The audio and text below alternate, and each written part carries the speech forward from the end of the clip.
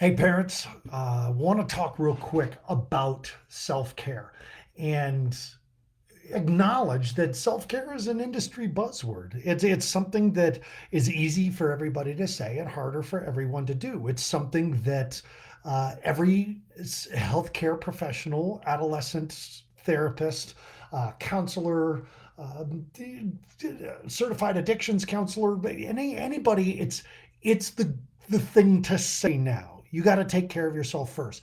I've been saying it for years. It's the tagline of my freaking podcast, for crying out loud. The point is this: when we work with parents, when we teach our parenting teens that struggle weekend, and there's one coming up, by the way. Stay tuned here on parenting teens that struggle to get the Zoom link for it. It's absolutely free. You can attend it. It's 2 days long. But we talk to the parents that are in the course, parents whose kids are in our facility, and we say to them, self care, self care, self care, self care, because we know that um, if a parent isn't taking care of themselves, it's very difficult for them to be able to take care of their kids. But in the moment, when your kid has just punched a hole in the wall and is stomped off and threatened to run away or hurt themselves or worse, how do you self care? When you wake up in the middle of the night to go to the bathroom and you go by your kid's room, and the hairs on the back of your neck stand up, so you peek in and they've snuck out.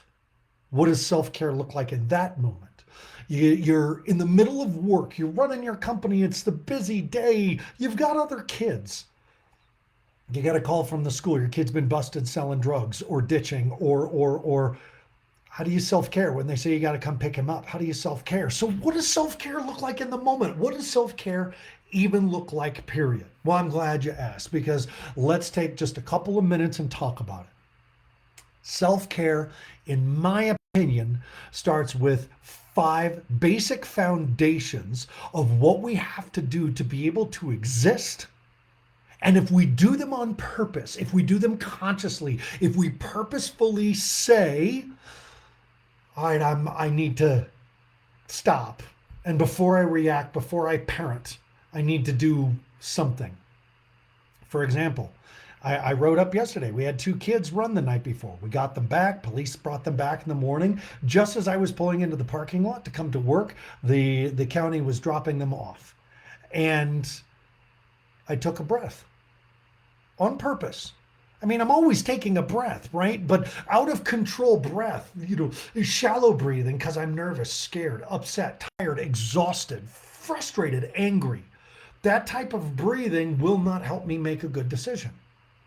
So I saw them pull up, and I sat in my car for one more second, and I said, take a deep breath.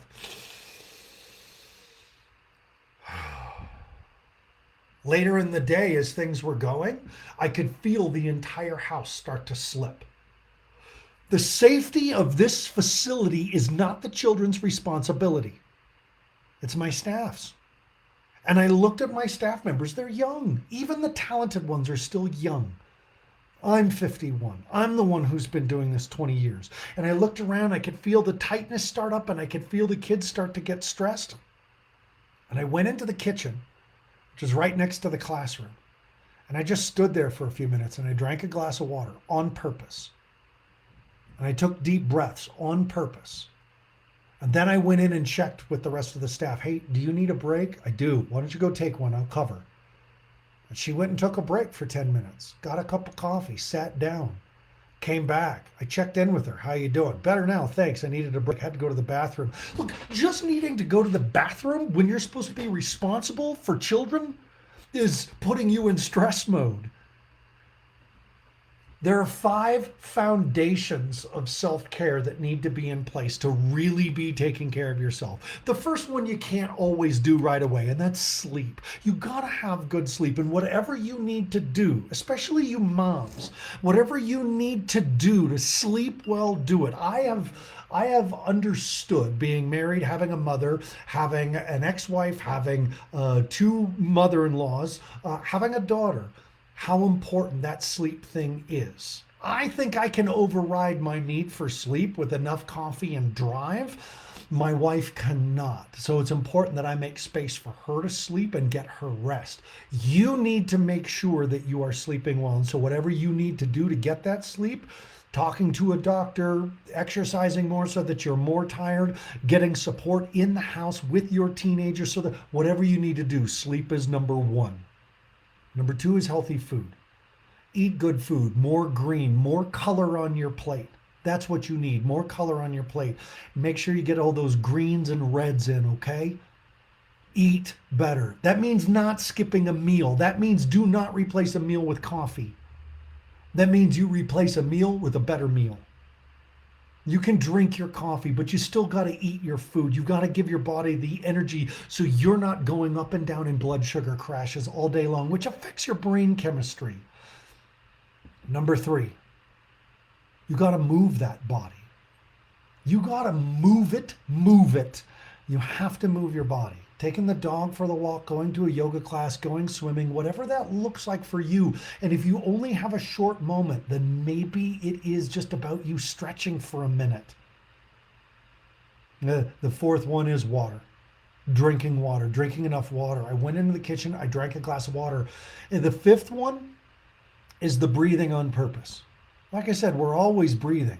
Conscious breathing is the key to enlightenment.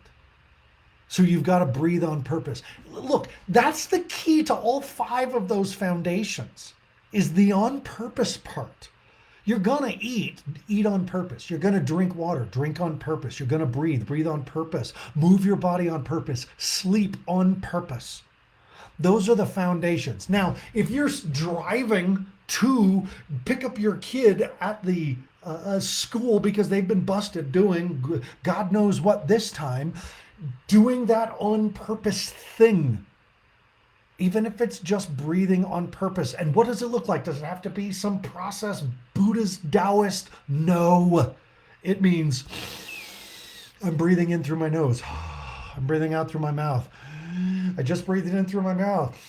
And now I'm breathing out through my nose. I'm not breathing very well, but I am breathing. You just think about your breathing. Put your focus on your breathing just for a second. It'll bring your brain back online. Self-care starts with the basics, and then it moves into making sure you're doing what you love. You've started dancing again. You've gone to singing classes. You're doing yoga. You've got a woodworking hobby in the garage. You'll get there. But what does self-care even look like? Doing something for you on purpose right now. And maybe it's just one thing, and maybe it only lasts a moment. But 365 days later, you've done 365 things for you. There was a book, can't remember the author, but it's called The Slight Edge. It's a small book, like 120 pages. A cup of coffee and a Danish for breakfast will not kill you. That every day will. A push-up is not going to suddenly make you healthy. A push-up every day will change your body's chemistry. That's the slight edge. Don't just look at your parenting changes you have to make as making some gargantuan steps towards enlightenment parenting, blah, blah, blah. Small, tiny little steps each day into self-care. That's all that matters. That's all you got to do. But you do have to do it. You take care of yourself first, your adult relationship second, and your children third, because that's how you're going to do your best work with the children. With all this being said, I'm going to go out and I'm going to eat lunch with the kids. I love you guys. Hang in there, moms. Hang in there, dads.